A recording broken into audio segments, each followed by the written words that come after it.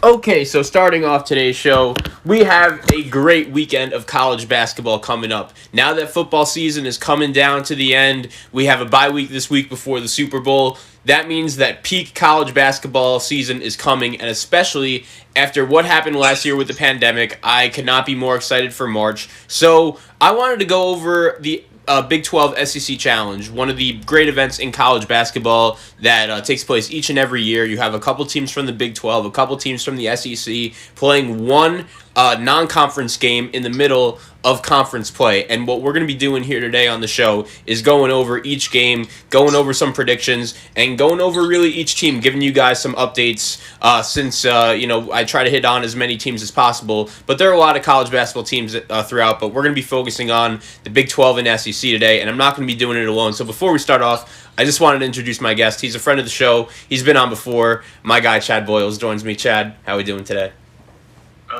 Doing great, man. Glad you had me. Was hoping I could be there in person, but I'll be seeing you soon, and hopefully we got more shows to come after this one. So. Oh yeah, definitely, dude. It's crazy how quickly the season's going by. We are about to be in February, and we're very close to March, man. And teams are trying to build that resume, trying to get into the NCAA tournament. And I wanted to talk about the Big 12 SEC Challenge with you because I think, in addition to this challenge, there are many fascinating games. But I think that this season in college basketball, which makes the season so fascinating, is that it's shortened. It's a little bit abbreviated. So in order to make the tournament, you need to build on your resume, and each and every game counts. And for so many teams in each of these conferences, there's really a big opportunity at hand. That's right. Yeah, and that's really a big differentiating factor in the committee this year versus last. You look at teams like West Virginia, as West Virginia left the top 15, and they have how many conference losses, but their schedule has been so tough, and it's things like that is being taken into account this year that never really has before.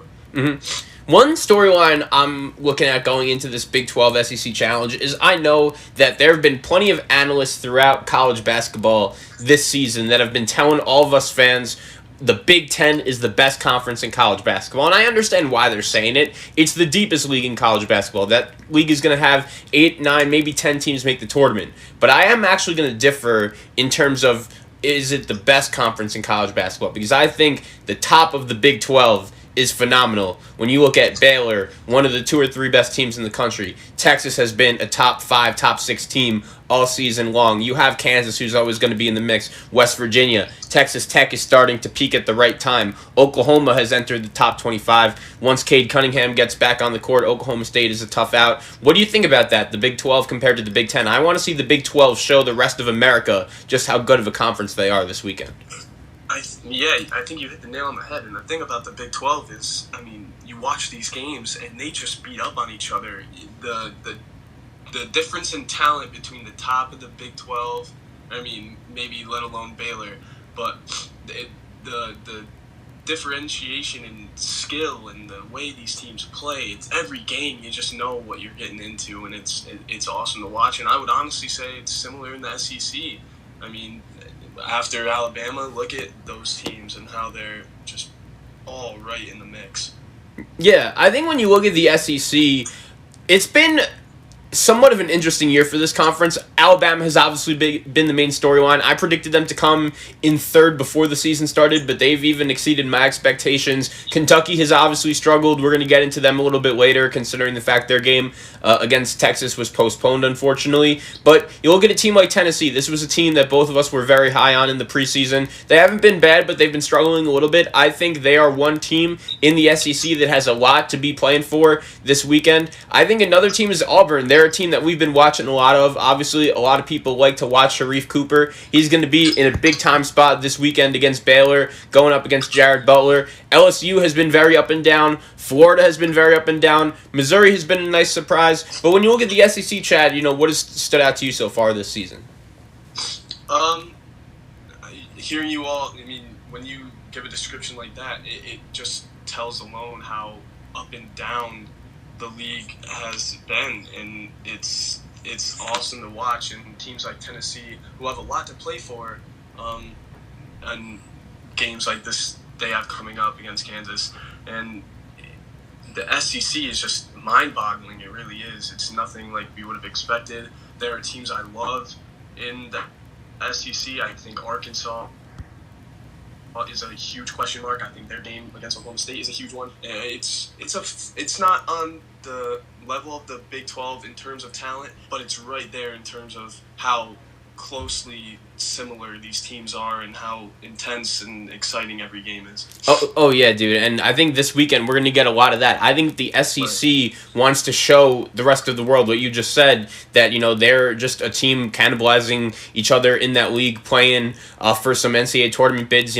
Florida is another team that has a lot to be playing for this weekend. But let's talk a little bit about Alabama. They're going to be in the first game this week against Oklahoma. The Sooners have entered the top 25, and Alabama, they don't lose, man. They had a bad loss against Western Kentucky about 3.5 weeks ago, and they haven't lost since. They've gone into Kentucky and won. They've gone into LSU and won. They've gone into Tennessee and won. They beat Arkansas. They beat Kentucky again at home. When you watch this Alabama team, dude, what stands out to you, and do you realize what we're witnessing here?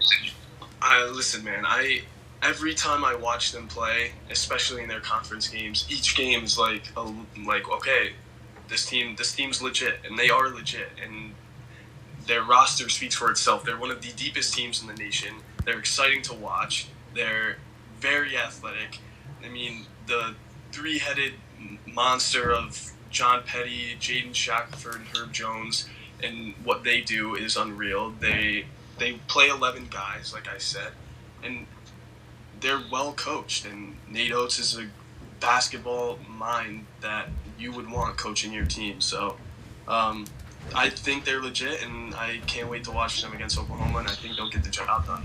Yeah, dude, I think it's so interesting because we watched when guys like John Petty and Herb Jones were freshmen, and they were always good. We always saw the sparks of potential, but I think now we're seeing that with some more experience in that system, playing in a better coach like Nate Oates' system. Like, you watch Alabama play, it's crazy. All they do is pump fake, pass, shoot, pump fake. It's crazy. And what I loved about Alabama was, okay, throughout the first couple games of SEC play, which was making their wins so impressive, was, they were just shooting a ridiculous amount of threes, and they were going in. But against Kentucky, I don't know if you watched the game, dude, in the first half, they shot 4 of 16 from 3, and in the second half, they totally readjusted their game. They only took a couple threes in total, and they still were able to win thanks to their defense and thanks to Kentucky's offense just flat out not being any good. But I was just so impressed that they showed in their arsenal they have many different ways to win many different kinds of basketball games. Absolutely, and that speaks to the untraditional kind of way that they play and the guys that they put on the floor. And when they play Herb Jones and 4 guards and things like that, they can throw a lot at you, and they move really well, and they're a really exciting team to watch. Yeah, so they're going to be taking on the Oklahoma Sooners, and they've been playing some really good basketball as well as of late. They had a really nice bounce-back win against Kansas on Saturday, and then they come back on the road against a shorthanded Texas team and really were able to take advantage. They were missing Courtney Ramey. They were missing some others as well, and Oklahoma goes into Texas and wins, and I'm going to give the Sooners some credit. Lon Kruger is a coach that has the Sooners in the NCAA tournament year in and year out, and a lot of times, Chad, I'll be honest with you, I watch Oklahoma and I'm like, this is just like an 8 or 9 seed that will go out in the first round. They're just a lot of years they don't really do it for me. But I've been watching a lot of the Sooner team, and they've been pretty impressive. Beating Kansas the way they did, beating Texas on the road. They have guards that could shoot with Austin Reeves, Devion Harmon. They also have a kid, Umoja Gibson, transfer from North Texas, who's been shooting the ball really well. I'm really looking forward to see what they could do against Alabama here. And this is another team in the Big 12 that really shows you how deep the league is. And Oklahoma is a well-coached team of vets, too. Yeah, I do like Oklahoma. I think Alabama's speed and depth is what's going to give them the edge this weekend. But those are 2 great basketball minds. You've been tweeting a lot about Lon Kruger. I know you love him, and he's a great coach. And like you said, I mean, it's hard to coach winning. And when you have a coach that is so excelled in that department, it really pays off. And I do like their roster. Brady Manick and Austin Reeves and Devion Harmon, like you said, that's a great 3-headed monster to lead your team. So it should be a good game, but I'm going to roll with Alabama, the depth and the speed. You know what? I'm actually going to go the other way here, man. I think Oklahoma gets it done. I think the Sooners, if they were in another league, if the Sooners were in the ACC, if they were in the Pac-12, I think they could be, a top team in that league. I just think Alabama is due for a loss. It's going to be a great game. One of the real games I'm looking forward to in the challenge this weekend. Yes, sir. All right. Dude, let's go to Kansas and Tennessee. This is the other really big game, in my opinion, this weekend. And, dude, this is a game between two teams that have been very up and down. We saw Kansas early in the season pull out a win against Kentucky. We saw them go into Lubbock and beat Texas Tech. We've seen them win some big-time games. Tennessee, we saw them go into Missouri and win by a lot. We know that they're very good on defense, but offensively, as of late, they've been struggling. Let me ask you this, Chad. Between Kansas and Tennessee, which team has more on the table this week in this game, and why? I think Kansas does, and that's, that comes with the pressure of maybe not being where they've been in the past in terms of ranking in their respective league. They're not the same Kansas team that we're used to watching. They do have to do different things, and it's a huge game for them, as everyone feels when they play, because they're maybe not at the level that they have been in the past. That being said, we know what Bill Self is capable of, and there's no denying the talent on that team.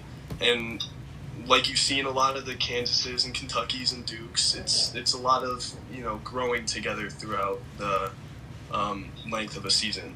And given this season, I just think that maybe one game coming up that we're really going to see them mesh, and I believe that they have a lot to play for. Yeah, dude. And I think when you compare Kansas to some of the other traditional blue bloods in college basketball this year, I think they have some potential. I know Duke and Kentucky are the two that stand out. They've been really struggling. But I think Kansas, Abaji is an NBA player. Wilson is an NBA player. Garrett should be an NBA player. Braun could make threes. And I think that even though Kansas, compared to traditional Kansas teams, okay, maybe this team isn't as good, I still think they could be pretty solid. The Big 12's depth is really showing that Kansas is just another team in the top of that league that they're gonna have their ups and downs. But dude, I think Tennessee has a lot to play for as well, because Tennessee, they did not look very good against Alabama. I watched them against Missouri a couple nights ago. They did not look very good. They got blown out by Florida. I just want to see a good effort in this game, and the fact that this game is in Knoxville, I know the crowd isn't really a big-time factor,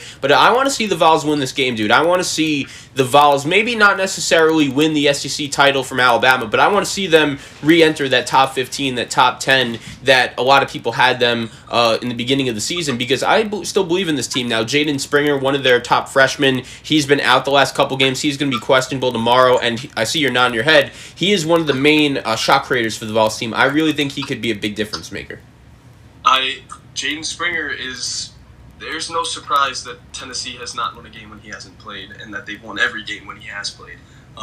He is a catalyst of that offense, and he's exciting to watch. And for me, him versus Marcus Garrett and who can control the pace tomorrow will be a huge deciding factor in who comes out on top. But I've paid attention to Springer, and he brings so much more than 9 points a game. He dishes out assists, he gets rebounds, he's active on defense, and he's a difference maker on that Tennessee team. If he plays, I think they'll win. Yeah, dude, I think that this is big for the Vols, because we saw them against Florida. We saw them against Alabama. They didn't look great, but I still really like the depth of this team. I like how Rick Barnes is as a coach. And when you look at Kansas, dude, I don't know. I don't think a loss would necessarily kill them. I know they haven't been playing great basketball as of late, but I watched them against TCU last night. They were fine. They weren't anything good in particular, and I think... So, yeah, Tennessee, I think they have a lot to play for tomorrow, and I like what you said, Chad, about Jaden Springer. I think that when you look at this game for them, though, the SEC, they have some good teams. They are a very good conference in terms of depth, but I think Tennessee needs to prove that, okay, in the SEC, we couldn't get the job done against Alabama. We couldn't get the job done against Missouri. Kansas is still Kansas. We need to get our confidence up with a win. I'm going to pick Tennessee to win the game. I don't know about, where do you stand with that?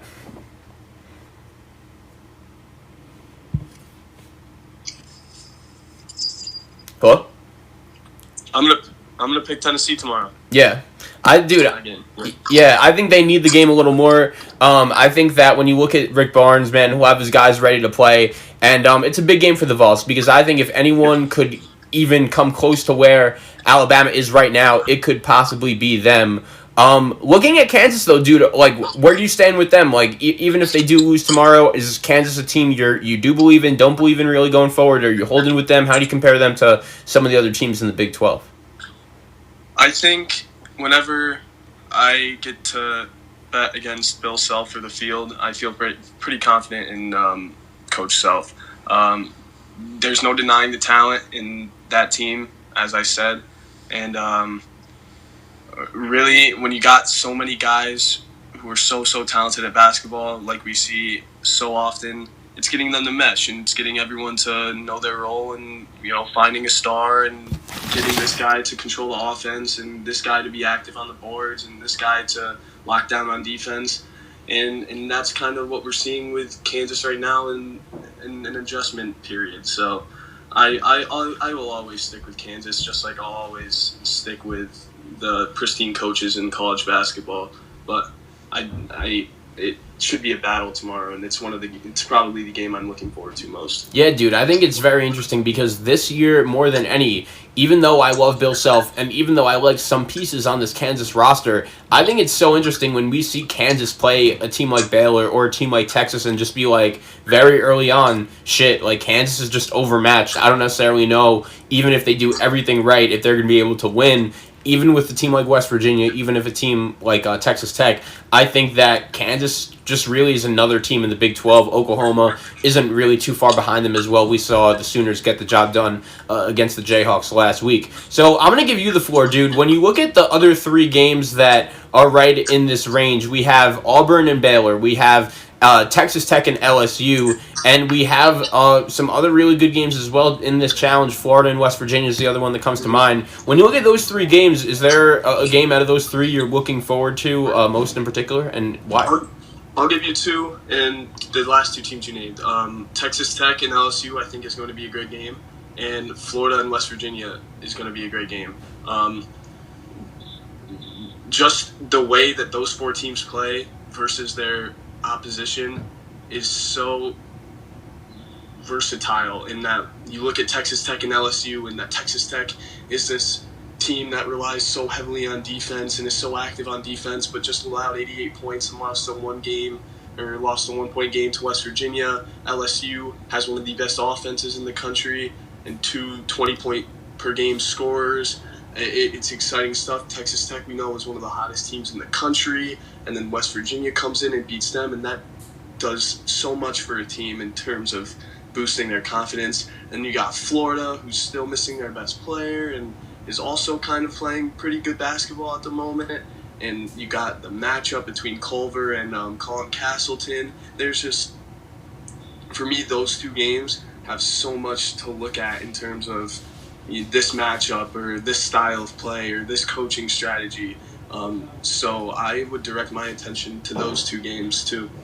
Dude, let's go to Texas Tech for a second because I watched that game against West Virginia. Let me ask you, man, throughout the early portion of the season, I was watching Texas Tech, and I know that Mac McClung is a very talented player, but I was watching Texas Tech. I was like, bro, like, this guy just takes too many bad shots. Like, what is he doing? But as of late, I think Chris Beard has done a better job really giving the offense some more flow, and I think they're fine. Even though they lost to West Virginia the other night, and it was a 1-point tough loss, I think we both agree they should have won that game. But I think they're playing some good basketball right now. I like the flow they're playing with. I think that maybe losing the Mari Burnett, even though he's a very talented player, that's just one less guy that needs to be satisfied in terms of playing time. I think they have plenty of talent to begin with. I'm a big fan of Kevin McCullough. I think he's super unselfish. You have a good shooter in Kyler Edwards, experienced guy Santos Silva. I'm going to take Texas Tech to go into Baton Rouge and beat LSU. I think LSU, as talented as Cam Thomas and Trendon Watford are on offense, I just watch them defensively sometimes, and they look uninterested. I'm going to take the defense of Texas Tech to travel and go into LSU and get the job done. I agree with you. I think it'll be a close game. I think it'll be intense. We know how good Texas Tech's offense, or how difficult it can be to contain between McClung and Terrence Shannon, Kyler Edwards. I mean, there's talent all across this team, but they prioritize their defense and they allow just over 60 points per game. I'm pretty sure, um, and and yeah, LSU. While we know how good their offense can be and how good it's ranked, it they they turn the ball. They're prone to turning the ball over. They're a very free flowing offense, and yeah, I would agree with you that Texas Tech squeaks it out. Although it is difficult for me to bet against LSU at home. Yeah, dude. I think LSU, they're a very young team. I think when you look at them in the NCAA tournament, they're going to be like maybe a 6 or a 7 seed, competing for really a berth in maybe like a Sweet 16 around a 32. But when you compare them to some of the other teams in the SEC, do you think they could be a team that could rise up to be a possible top threat to Alabama when you compare LSU to a team like Tennessee or a team like Missouri? Like how do you really see LSU long term? Um, it's difficult only because of the trajectory of the conference, and this is a team that is right in the mix of the middle to upper echelon of the conference, and they're going to be competing for a lot with a lot of different teams.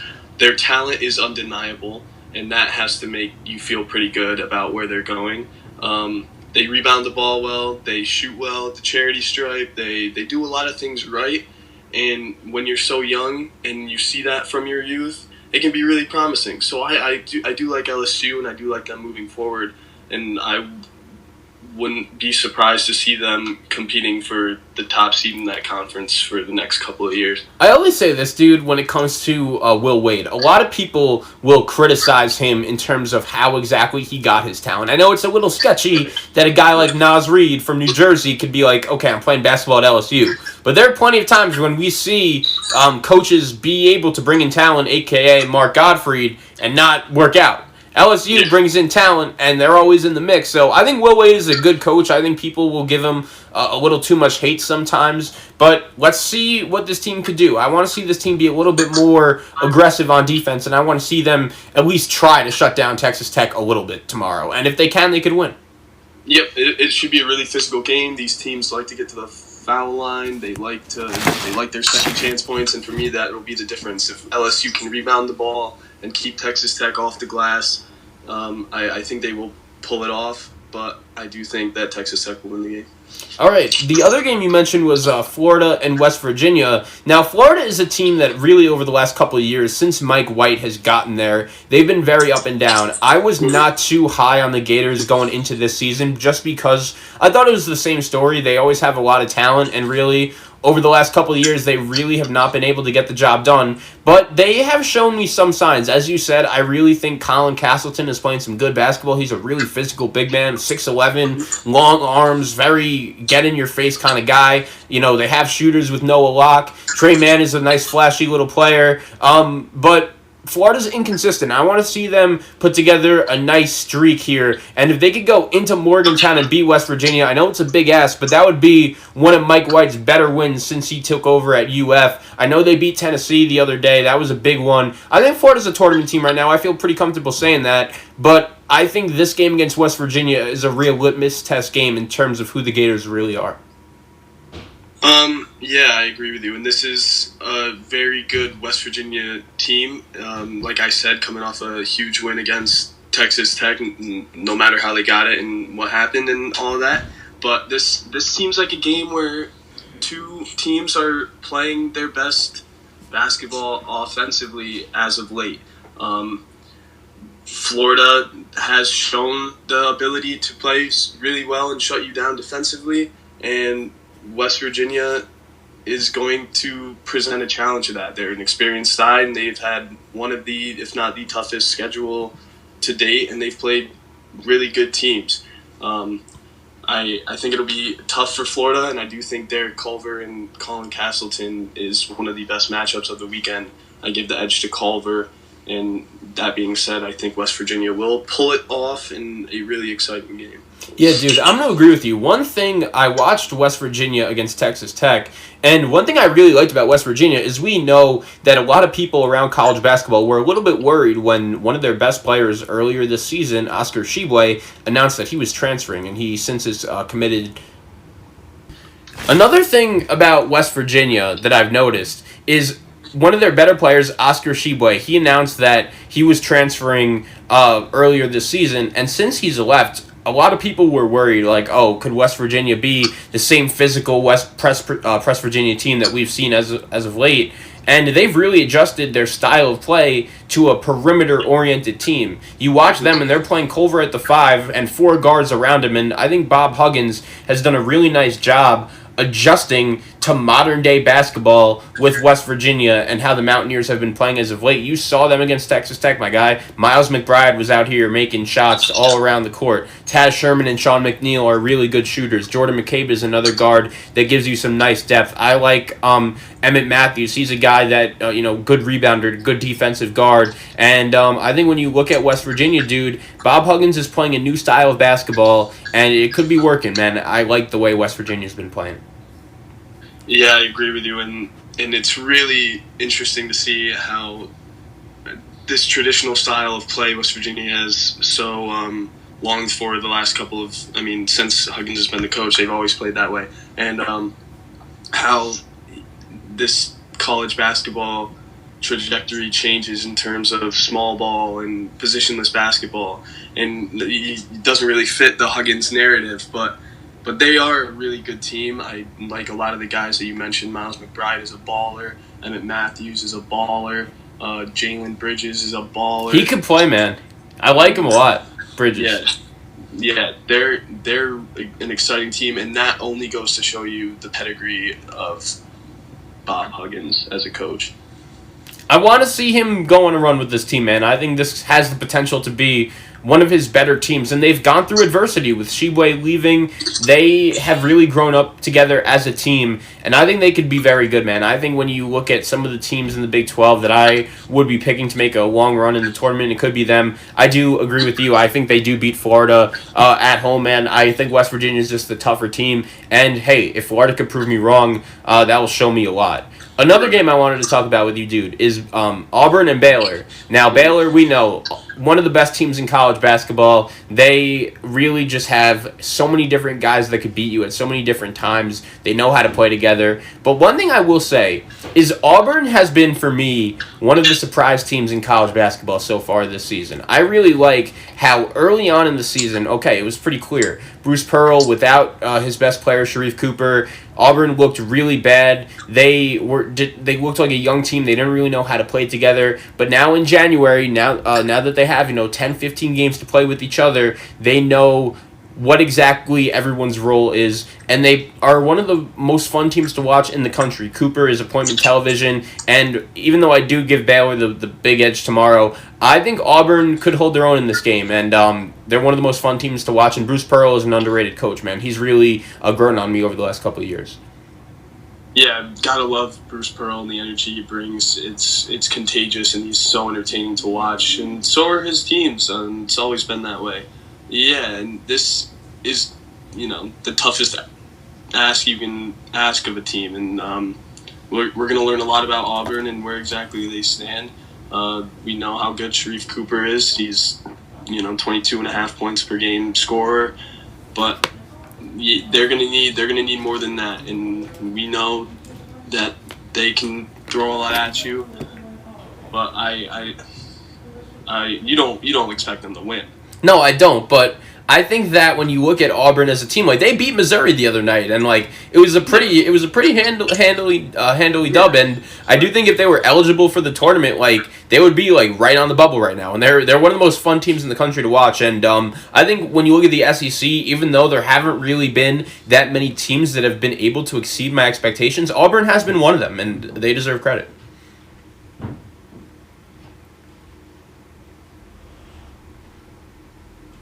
Well, why not? But we know how good Baylor is and the things that they do better than anybody else. So let me ask you about Baylor. So when you're comparing the Bears to some of the other top teams in college basketball, are you still all in on the Bears as a real legit national title contender and a team that you consider to be one of the best in the country? Because I watch them and I don't know how you beat them, man. They're so balanced. They're so good on offense, so good on defense, and I think they could just beat you in so many different ways. They're so balanced. And so I don't know if I've ever seen a team that's so well connected in everything that they do. It seems like they present a shape on defense and it just moves as a unit. The intensity that they bring, their size to their guard play to their shooting ability, they're one of the most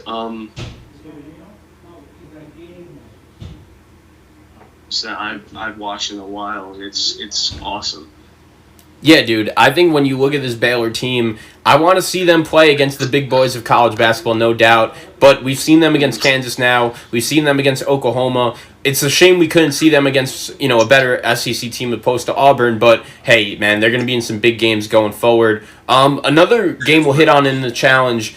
Arkansas and Oklahoma State. Now, it's unlikely that Cade Cunningham is going to play, but even without him, Oklahoma State, they've been competitive over the last couple games. They had a nice win over Iowa State last Monday. They also were competitive with Baylor without Cade Cunningham on Saturday. But when you look at the Hogs in this game, dude, I think Arkansas has done a nice job after some tough losses, showing that, okay, we were missing one of our better players, Justin Smith, but we're still an NCAA tournament team, and we're one of the teams in this SEC that provides the league with the depth that it does have. I think Arkansas is an NCAA tournament team, and I think that they're a team that still hasn't played their best basketball yet. We know how good of a coach Coach Muss is. Moses Moody is one of the best freshmen in college basketball. He's a surprise one-and-done candidate. Justin Smith, as I mentioned, they have a really good veteran point guard in Jalen Tate. We're big Desi Sills fans. J.D. Note could shoot the ball. I still think Arkansas could be a team that maybe is top 25 good that not everyone knows about. Yeah, absolutely. And I love Arkansas. When we were talking about them the other week, and Desi Sills was going crazy. I mean, this is a team that presents a lot of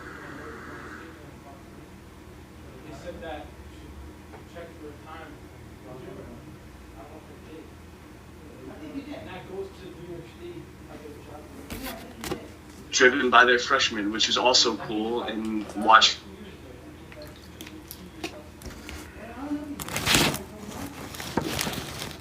They're a huge wild card, and they present so much that can be hard, difficult to game plan for. My favorite teams in the country, because I love guard heavy teams. I love teams that get out and run and are in your face, and Arkansas is that to a T. So I'm excited to see them. I think they'll win this weekend. I wish Cunningham was playing because he's a baller, of course. And they're one of the teams that I'm paying closest attention to moving forward and watching the SEC and how it breaks down. Now, unfortunately, one of the other big main storylines coming out of the challenge is going to be Kentucky and Texas. That was supposed to be one of the big games. Unfortunately, they will not be playing. But, Chad, let me ask you this, man. When you watch Kentucky, do you know what's wrong with this team? Because I just think that it's getting to a point where I don't know if there are any problems that could get fixed, man. I don't know if there's a rotation that John Calipari could use that can turn this Kentucky team around, because right now I just watched them, and the fact that they were up 5 with 3 minutes left against Alabama on the road and still they lost by 11, and John Calipari does not know what he's doing with his lineups. If you're a Wildcat fan, you have to be frustrated, and I don't know where they go from here. I don't. Super difficult period for Coach Cal, and it's so. I think their problem starts in their backcourt, and we know how good Boston is. We know how we're so used to seeing a star run the show for Kentucky. A De'Aaron Fox, Emmanuel Quickly, guys. Don't have it. They don't have it now. And as good as Boston is, he's not the control the pace kind of guy that you want in a true point guard. Yeah, dude. I think that's a really good point. I agree with what you're saying. And I think that when you look at Texas, they're just about the opposite of Kentucky. Everything that we expected to go wrong with Texas has gone wrong for Kentucky, and really vice versa. And it just shows you how important experience is. Texas has been a team that really, since Shaka Smart has been there, they've not been able to get over the hump at all. And of course, this year of any year, when they have mostly their whole team back, they're able to be one of the best stories in college basketball. Now, unfortunately, they did lose to Oklahoma the other night. But they're one of the most consistent teams in the country. They come to play each and every night. I really like the depth Shaka Smart has, and this is one of the better coaching jobs I think Shaka Smart has done over the last couple of years. And I think when you look at threats to Baylor in the Big 12, the Longhorns are at the top of my list. Yep, I agree with you on that one. And it's awesome for Shaka Smart, and he's gone under so much heat. Not having been as successful as he had wanted to be with Texas. But this team is good, and if there were a game this weekend between them and Kentucky, I have no doubts that Texas would run away with it fast and convincingly. They have one of my favorite backcourts in the nation. They are talented on so many levels. They throw a lot at you. And it really just seems like Shaka Smart has a group of guys that is committed to him, his system, and the way that he wants to play. Mm-hmm. So let me ask you this, dude. We've gone over all the games individually. When we're waking up on Sunday morning and Monday morning, what are your main takeaways going to be from this Big 12 challenge, a Big 12 SEC challenge, if you were going to make a prediction? I'll start it off. I think the Big 12 is going to show its muscles here. I think that the Big 12 is a better league from top to bottom. I think Oklahoma is going to pull an upset over Alabama, as I mentioned. I think also when you look at West Virginia, I think they're going to handle Florida. I think LSU goes on the road and wins. Baylor is going to blow out Auburn. I think the Big 12 is going to flex his muscles a little bit in this challenge. Yeah, I agree with you, but to a certain extent, I think that we may be surprised to see that the middle of the SEC is right there with the middle of the Big 12. And there's no debating that Baylor is the best team out of either team or any team in the conference. I think the top heaviness of the Big 12 overweighs that of the SEC. But I do like a lot of those teams right in the middle fighting for that next tier in the SEC. The Tennessees, the Missouris, the Arkansas, and I like those three teams to win this weekend. And I wouldn't be surprised if the SEC maybe table than the Big 12, even if the Big 12 powers do pull it off. Mm-hmm. One thing I will say, dude, about really just the Big 12 and the middle of the SEC as a whole, what is your take on Alabama? Like, we know they're good. We know they're the best team in the SEC, but in terms of them nationally, I think right now I had them at number 4 in my top 25. I think they're playing as good a basketball as really anyone in college basketball. So I agree with you that Baylor is the best team in this group out of the Big 12 and the SEC. All of those teams playing this weekend, but I don't think Alabama's too far behind, and it's no offense to Baylor. I think the Tide are that good. There aren't many teams playing better than Alabama right now in the country. Yeah, I love Alabama, and the way that they're doing this in such an unprecedented year with so many weird circumstances, things like that. It's really cool to see, and I love their roster. I love Coach Oates. I love the way that they attack every game and how they approach it.